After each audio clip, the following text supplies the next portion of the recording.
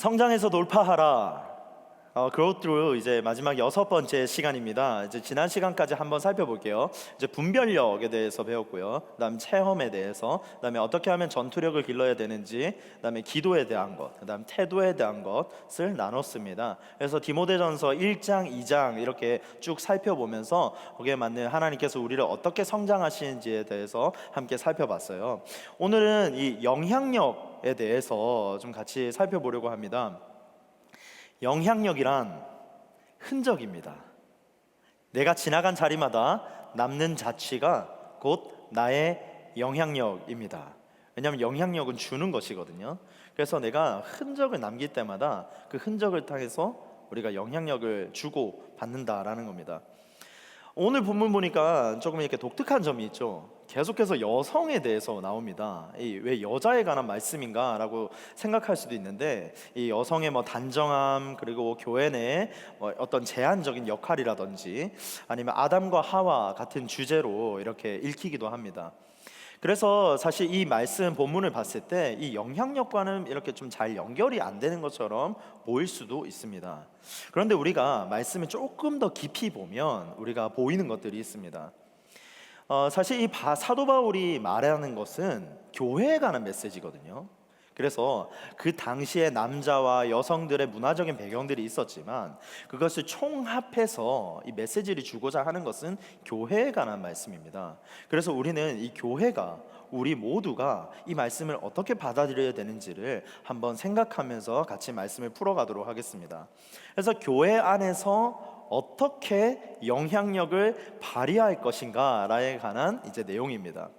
그래서 이 말씀을 볼 때 어떤 남성이다, 여성이다 이렇게 구별해서 보지 말고요. 이 교회라는 이 큰 그림 안에서 함께 성경을 보았으면 좋겠습니다. 첫째, 배움이 당신의 영향력을 결정합니다라는 겁니다. 우리 함께 읽어보겠습니다. 배움이 시작. 배움이 당신의 영향력을 결정합니다라는 겁니다. 영향력 있는 삶 살고 싶죠. 그리고 영향력, 굳이 우리가 영향력을 주고 싶은 삶을 살고 싶은데 좋은 영향력을 주고 싶어 합니다. 그래서 이 영향력을 결정하는 데 있어서는 오늘 본문 말씀에 배움이다라는 것이 나와 있어요. 이 본문 말씀을 보면 거치장, 그리고 외모를 가꾸고, 그리고 내가 이제 화려하게 꾸미고 이런 모습들이 이렇게 본문에서 많이 나옵니다. 근데 거치장이 아니라 우리가 선행하는 모습들, 그리고 우리가 남들을 돕는 이러한 그리스도인의 모습을 통해서 영향력을 주는 것이 중요하다라고 성경은 말하고 있거든요. 그래서 영향력의 이 본질은 겉모습이 아니랍니다. 그러므로 이게 우리가 이 꾸밈보다는 이 태도가 진짜 그 영향력을 결정한다라는 것을 우리 지난주에 이어서 볼 수가 있어요. 9절 말씀 한번 읽어보겠습니다. 9절 보니까 또 이와 같이 여자들도 단정하게 옷을 입으며 소박함과 정절로서 자기를 단장하고 라고 말했어요. 이 9절에서 보시면 잠깐 조금 띄워주시겠어요? 이 9절에서 이 동사를 좀 찾아보겠습니다. 여기 보니까 이제 입다, 이제 옷을 입으며 입다라는 게 있고요. 정절로서 자기를 단장한다라는 이제 이 동사가 나옵니다. 그래서 입고 단장하는 것은 이제 행동이잖아요. 그래서 외모를 단장하는 것 이렇게 볼 수도 있겠지만 이 더 정확하게 말하면 여기서 이제 정리정돈하고 가꾸고, 이거는 질서 있게 정리정돈하라라는 말씀입니다. 그래서 결국 이 영향력이라는 것은 어떤 화려하게 우리가 꾸미고 내가 잘 보이려고 하고 하는 것이 아니라 내가 단정하게 꾸미고 내면을 정돈했을 때 그 영향력이 나온다라는 것을 말씀하고 있어요. 그래서 이 영향력은 내적 단정함에서 나오거든요. 그래서 단정한 옷을 입으라 라고 성경은 말하고 있습니다. 여기서 단정한 옷을 입으라 라고 번역된 것에는 이제 숨은 의미가 있는데 이것을 찾아내야 돼요. 이 숨은 의미는 억제하다, 절제하다 라는 뜻이 있습니다. 단장하다, 단장하고 가꾸다 이런 뜻, 숨은 의미에는 나를 억제하고 절제하다 라는 것이 있는데, 그런 뉘앙스는 바로 이 영향력이라는 것은 절제하고 그리고 절도 있는 그러한 태도 가운데서 나오는 것이 바로 영향력이다 라고 말합니다. 뽐내는 것, 우리 모두가 뽐내고 싶어 합니다. 내가 잘하는 거 있으면 잘 보이고 싶고, 그리고 내가 잘 하고 있는 것들을 보면 자랑하고 싶어 합니다. 이런 뽐내는 것은 어떠한 자기 자랑이죠. 하지만 이 진짜 멋을 내는 삶은 내적인 태도에서 나온다라는 것을 성경은 보여주고 있습니다. 그래서 우리가 내적인 태도를 갖추기 위해서는 한 가지 중요한 사실이 있는데, 오늘 대지로도 읽었지만 배움입니다. 배우려는 자세가 필요한데 그 안에 숨어있는 갈호가 있어요. 그게 바로 순종함으로 배우는 겁니다. 성경은 말하고 있거든요. 11절 한번 읽어보겠습니다. 11절 같이 읽을게요. 시작. 여자는 일체 순종함으로 조용히 배우라. 그러니까 교회는 순종함으로 배워야 된다라는 겁니다. 우리가 영향력 있는 삶을 살기 위해서는 가장 1차적으로 중요한 것은 순종함으로 배우는 태도가 중요하다는 겁니다. 그래서 순종함으로 조용히 배워야 됩니다. 우리 사무엘, 우리 이제 믿음의 이제 선배죠. 이제 사무엘에 대해서 한번 얘기해 볼게요. 이 사무엘이라는 사람은 아주 잘 배우는 사람이었어요. 그래서 당시에 스승이었던 엘리 제사장이 있었잖아요. 근데 그 엘리 제사장은 아주 이렇게 훌륭한 선지자였지만 나중에는 이렇게 영적으로 민감하지 못했습니다. 그래서 하나님께서 말씀하셨을 때 그것을 잘 듣지 못했고, 그리고 두 아들을 이렇게 잘 이렇게 케어하고 영적으로 잘 이렇게 케어하고 관리하지 못해가지고 그 아들들이 이렇게 하나님의 길에서 엇나가는 것들도 보게 되고요. 엘리 제사장의 그 가장 이 사무엘과의 그 사건 하나가, 사무엘이 이렇게 누워 있다가 하나님 음성을 듣잖아요. 그래서 듣다가 이게 하나님 음성 같은데 이게 무슨 소리지 하고 엘리 제사장에게 찾아가서 묻습니다.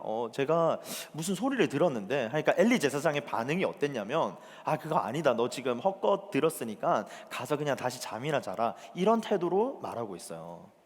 그러니까 엘리 제사장의 이러한 모습을 보고서도 3번이나 반복되면서 마지막에 하나님이 말씀하시는 것 같은데 한번 귀를 기울여 봐라 라고 하면서 사무엘이 그때 이제 하나님의 음성을 듣기 시작합니다.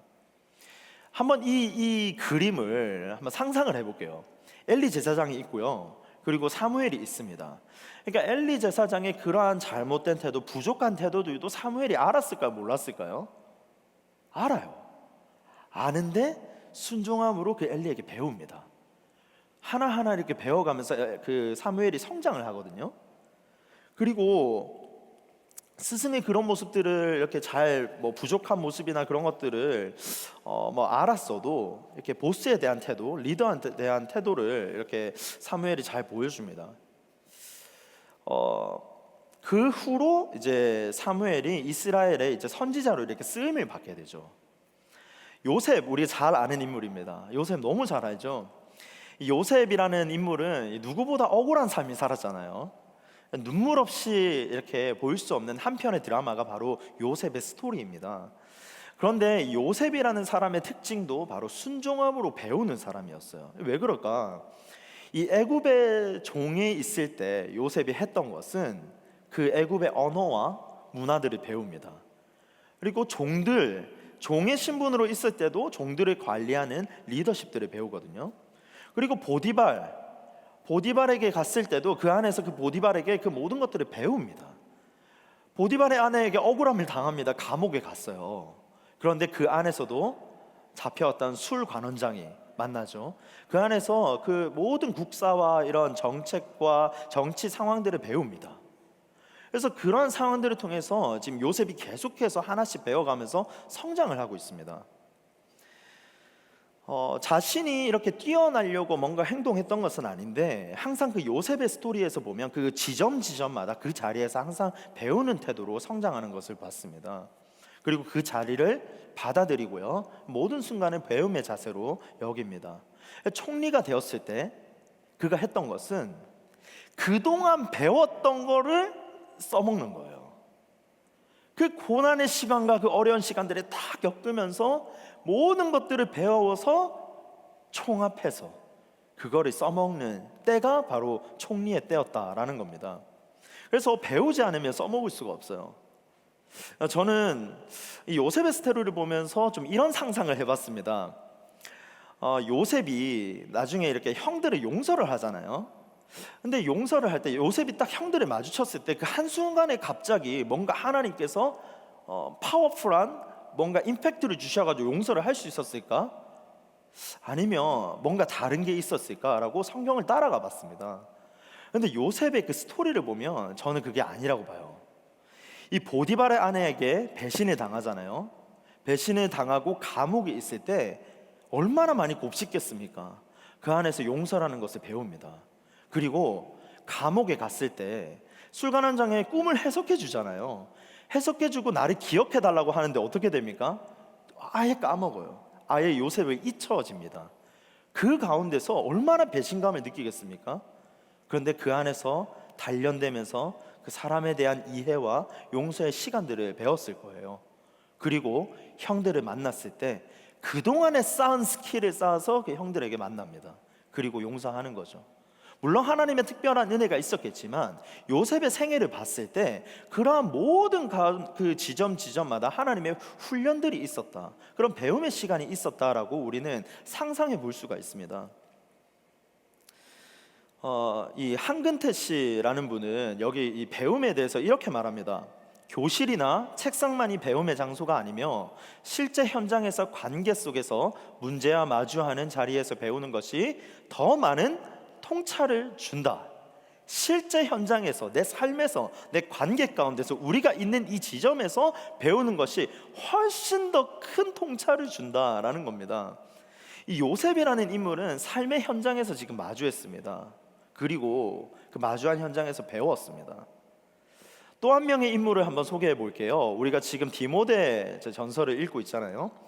디모데라는 사람은 어떤 사람일까요? 이 디모데 후서 1장 15절을 함께 보겠습니다. 디모데후서 1장 15절을 보니까 1장 5절입니다. 이는 내 속에 거짓이 없는 믿음이 있음을 생각함이라. 이 믿음은 먼저 내 외조모 로이스와 내 어머니 유니게 속에 있더니 내 속에도 있는 줄을 확신하노니. 이 디모데가 어떤 사람인지 보이세요? 이 바울은 갑자기 예수님 만나서 180도 변하잖아요. 디모데는 어렸을 때부터 그냥 신앙생활을 잘 하면서 자랐던 사람입니다. 우리와 같이 어떻게 보면 모태신앙으로 이렇게 자란 사람 중에 한 사람이 바로 디모데였어요. 모태신앙들의 고민이 뭐냐면 왜 이렇게 나는 못하는가, 나도 이렇게 뜨거움이 생기고 하는데 항상 미지근한 것 같은 이러한 삶에 대한 고민들이 있는데, 사실 이건 축복입니다.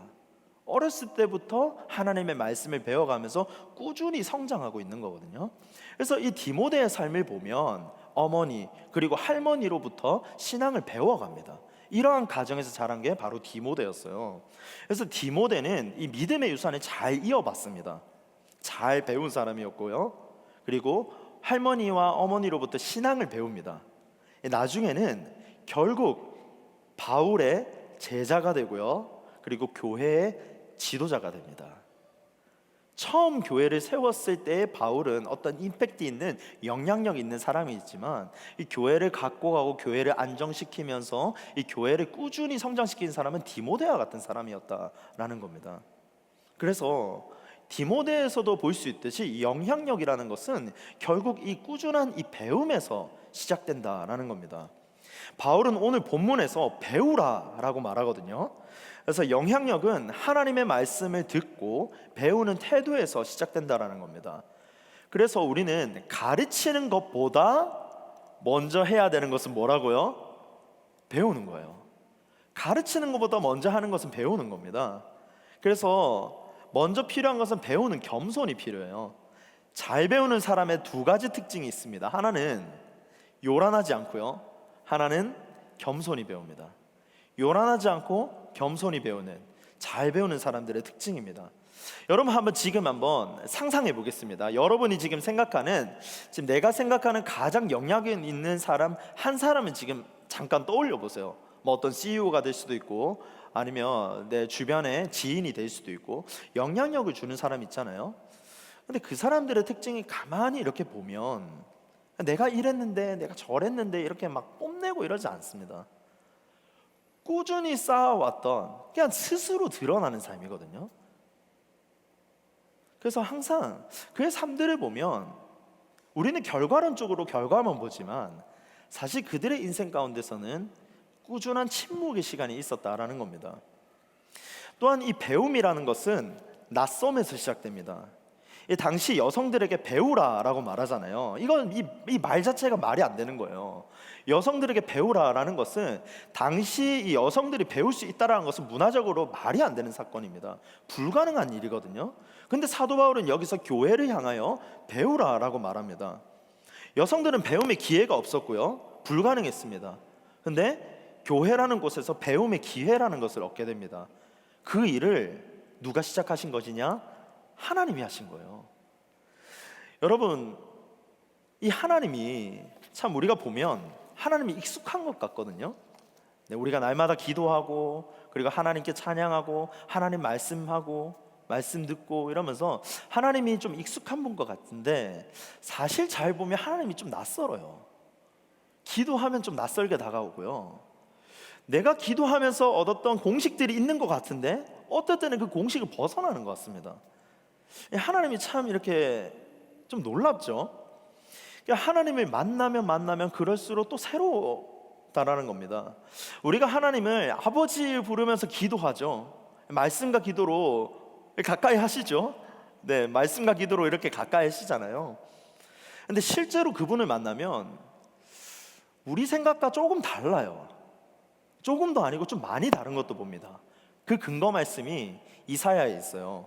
이사야 55장 8절에서 9절 말씀입니다. 이는 내 생각이 너희의 생각과 다르며 내 길은 너희의 길과 다름이라 여호와의 말씀이니라. 이는 하늘이 땅보다 높음 같이 내 길은 너희의 길보다 높으며 내 생각은 너희의 생각보다 높음이니라 라고 말씀합니다. 우리가 생각하는 것과 하나님이 생각하는 것이 달라요. 왜 다르냐? 차이가 있기 때문입니다. 내가 생각하는 것과 하나님의 꿈과 하나님의 차이, 이거는 달라요. 그러니까 우리의 수준으로 하나님을 보니까 하나님이 너무 작아 보이는 거예요. 하나님의 시야로 봐야지 이 모든 것들이 다 한눈에 보일 수 있다는 겁니다.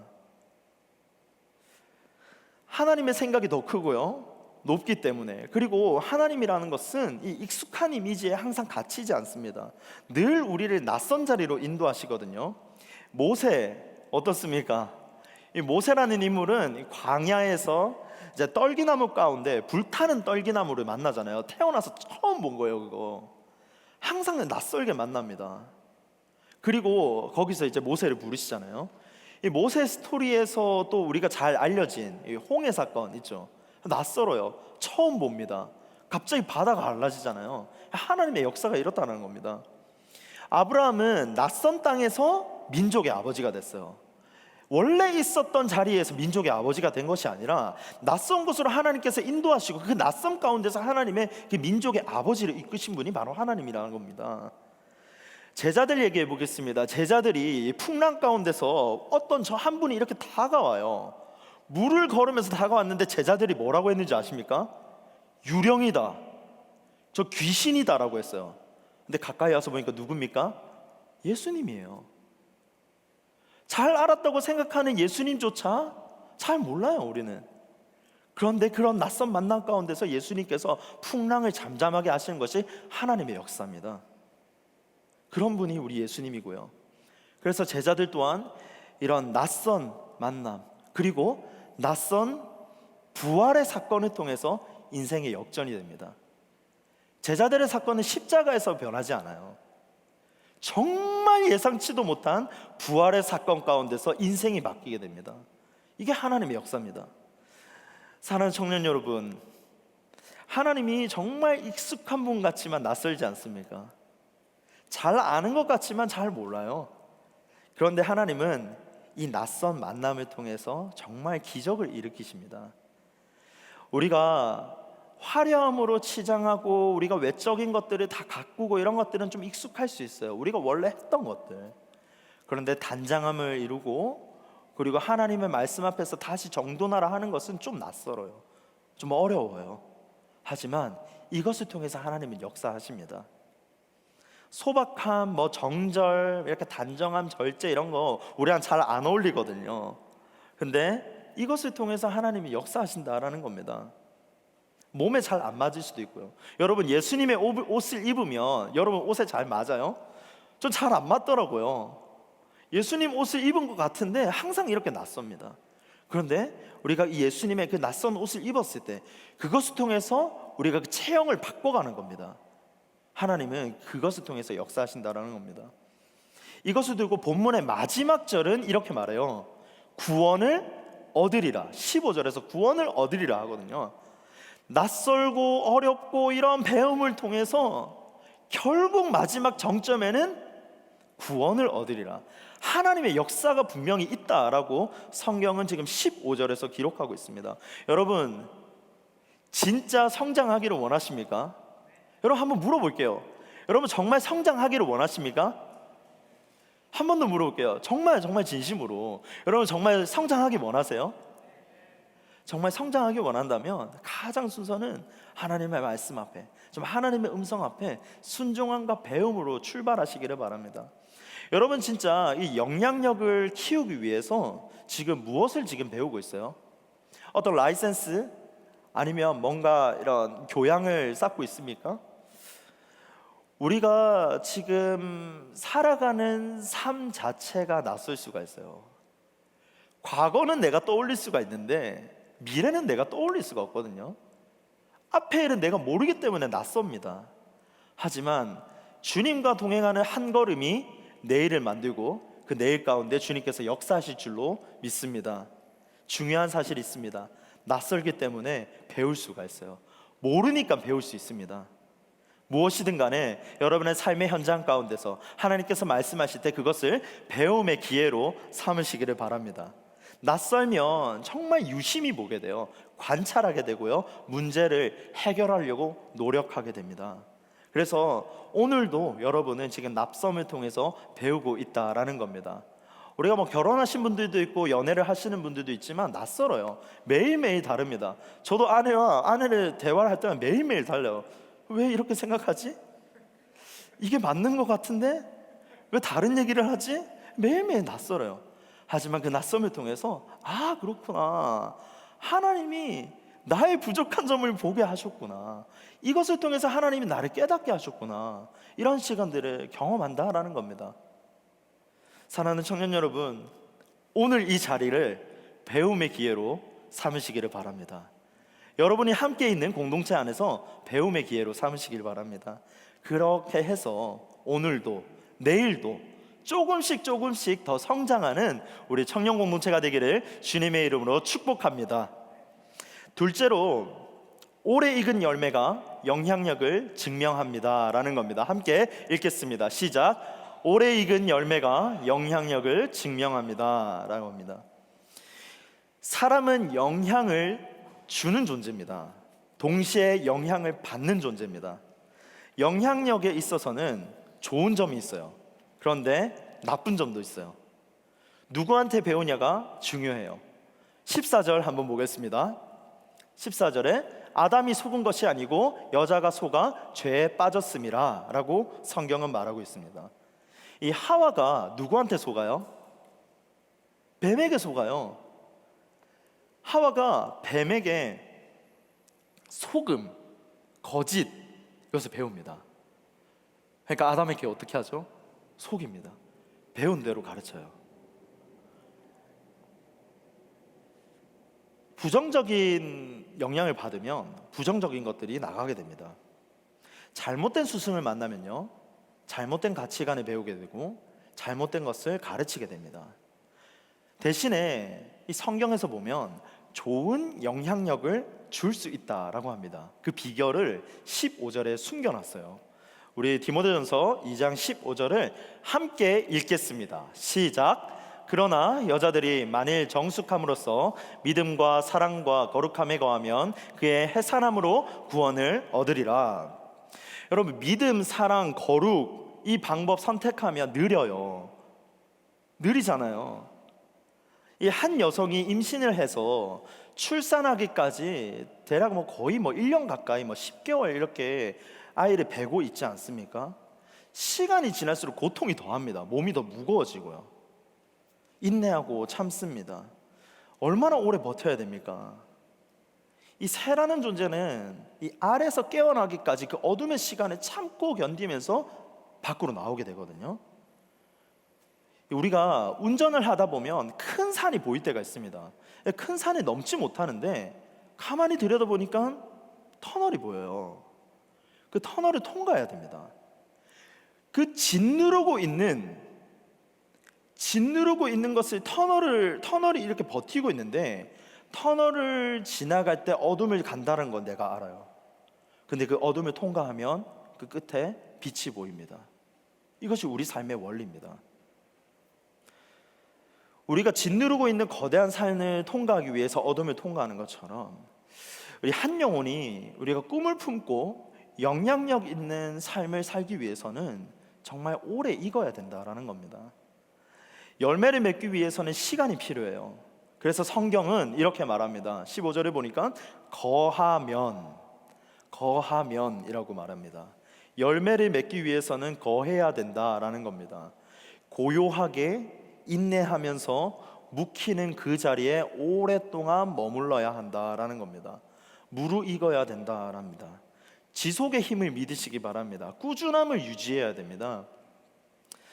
어제까지 우리 사진에서도 봤지만 이 코스타 집회가 있었습니다. 그래서 LA에 아주 많은 청년들이 왔어요. 제가 이렇게 주최 측으로 듣기로는 500여 명 이상이 등록을 했다라고 합니다. 제가 그것을 보면서 놀랐어요. 이 LA에 청년들이 도대체 어디 있는가 하니까 엄청 많더라고요. 그리고 또 한 가지 놀란 것은 하나님을 사모하는 청년들이 아직도 많이 있다라는 마음이 있었고, 소망이 있다. LA 땅에 소망이 있다. 우리 청년부 안에 소망이 있다라는 꿈을 갖기 시작했습니다. 그런데 그 집회 가운데서 여러분들의 게스트 스피커가 있었어요. 아주 훌륭했습니다. 근데 저는 이 한 분의 이 게스트 스피커가 이렇게 마음에 큰 울림이 있었어요. 제가 지난번에도 한번 소개를 했었는데, 이 박위 형제님이었어요. 위라클로 알려진 이 박위 형제님입니다. 이제 그 위라클이라는 이 슬로건이 우리 모두에게 기적이 일어나기를 바란다라는 슬로건을 갖고 있습니다. 그래서 그런 슬로건으로 인플루언서 활동을 하고 있는데, 유튜브에 이렇게 검색을 해보시면 그분의 간증을 잘 들을 수가 있어요. 자세한 얘기는 제쳐두고 간단하게 좀 말씀을 드리면, 이 위라는 형제님이 취업을 하고 나서 막 축하 파티를 열다가 한순간에 그 다음날 눈을 떠보니까 마비가 됐어요.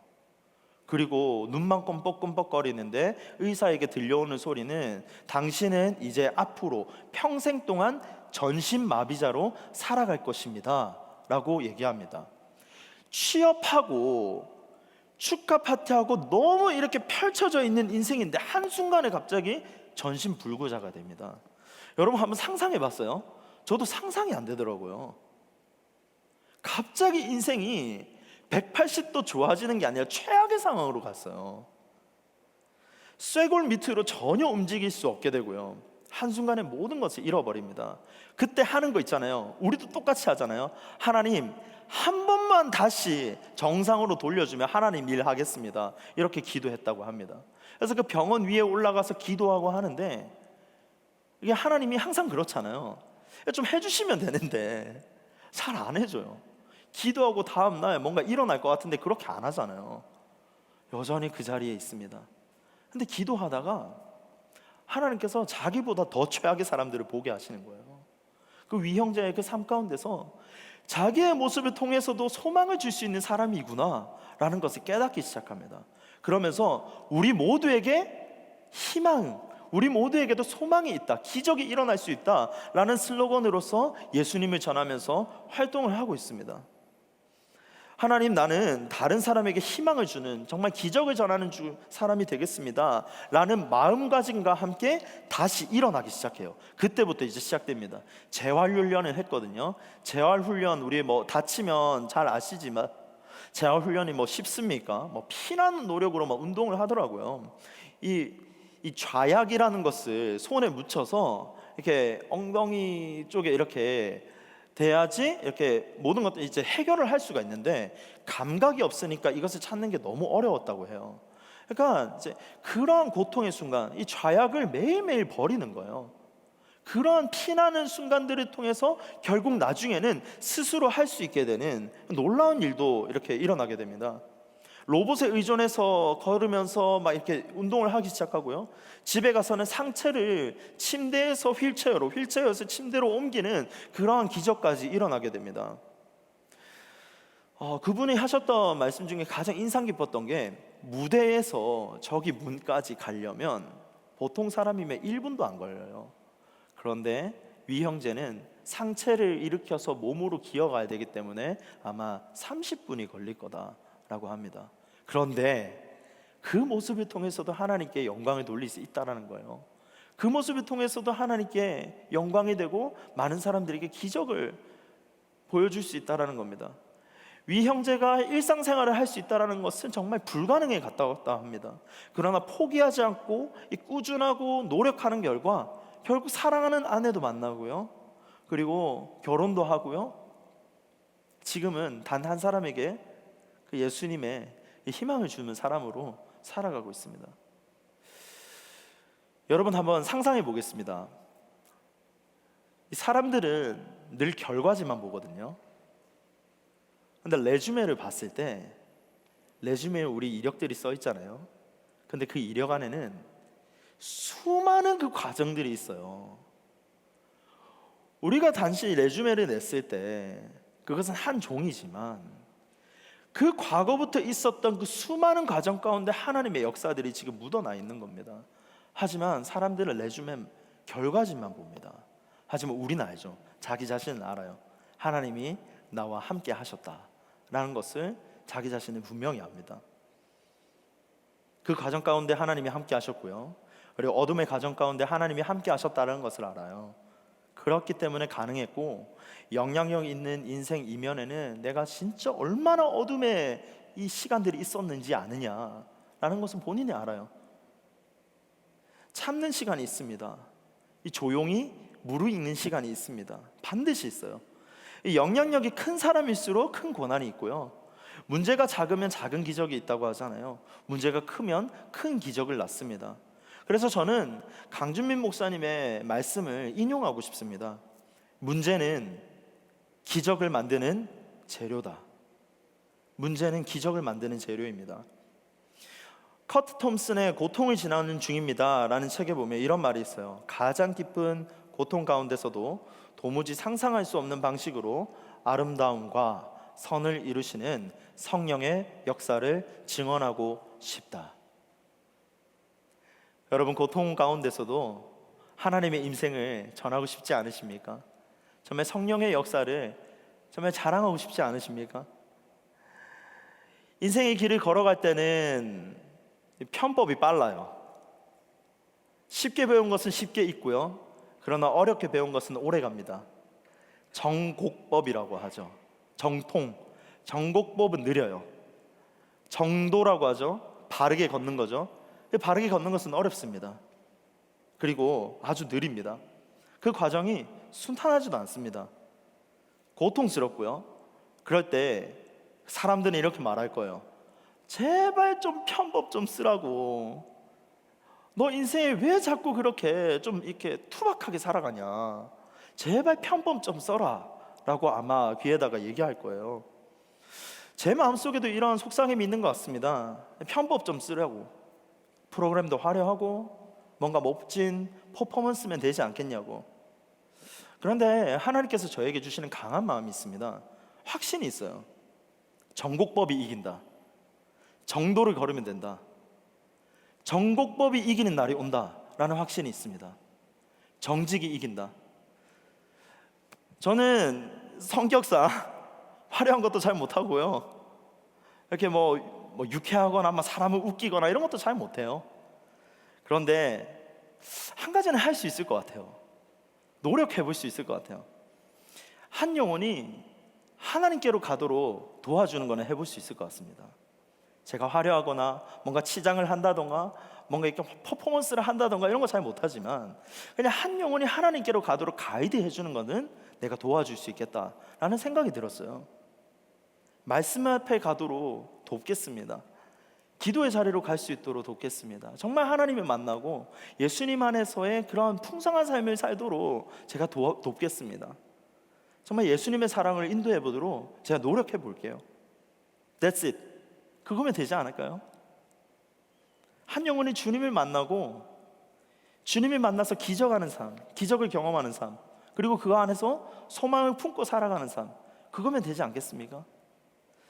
여러분, 오늘까지 지금 6주간 Grow Through라는 말씀에 대해서 살펴봤습니다.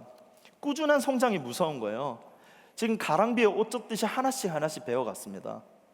우리 청년부 안에서도 정말 꾸준한 성장이 있기를 주님의 이름으로 축복합니다.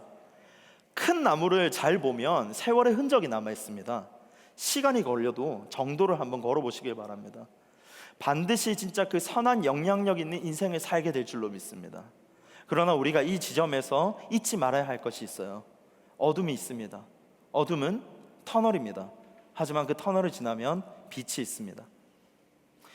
빛으로 비추시네 라는 이 찬양의 후렴 가사를 보면 이런 내용이 있어요. 빛으로 비추시네, 어둠이 드러나고 나를 숨은 허물에서 벗어나게 하시네. 빛으로 일어서네, 어둠이 밝혀지고 빛 대신 우리 주와 그 생명길 가네. 주님과 함께 생명길을 갈 수가 있습니다. 어둠이 드러나는 것은 예수 그리스도의 빛입니다.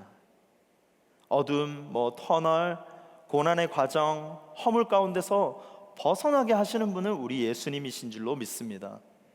청년 여러분, 예수님께 배우시길 바랍니다. 예수님께 묻고 예수님께 잊고 예수님께 모든 것들을 담아냈을 때 예수님께서 우리의 빛이 되어주셔서 우리의 삶을 찬란하게 빛나게 하는 인생으로 이끌어 주실 줄로 믿습니다. 해산의 고통 끝에 구원을 얻습니다. 주님과 함께 어둠을 통과하고 생명의 길로 가게 될 줄로 믿습니다. 이 생명을 주는 영향력 있는 우리 모든 청년들 되시기를 주님의 이름으로 축복합니다. 이제 말씀을 정리하겠습니다. 예수님을 증명하는 삶을 살아가시기 바랍니다. 예수님을 증명하며 살아가는 삶을 살아가시기를 바랍니다. 인간은 늘 자신을 증명하려고 하죠. 그럴 필요가 없어요. 이 자신의 존재를 뭔가 다른 것으로 증명할 필요가 없습니다. 우리 안에는 예수님이 있습니다. 우리 안에는 예수님이 있습니다. 예수님이 있기 때문에 우리는 기뻐할 수 있고요. 우리는 예수님만 증거하는 삶을 살아가면 됩니다. 예수 그리스도의 빛으로 다시 일어서고 예수 그리스도께 배우고 정말 예수님을 증거하는 삶으로 정말 멋진 인생을 살아가는 여기 계신 그리고 온라인으로 함께 하시는 우리 모든 청년들 되시기를 주님의 이름으로 축복합니다.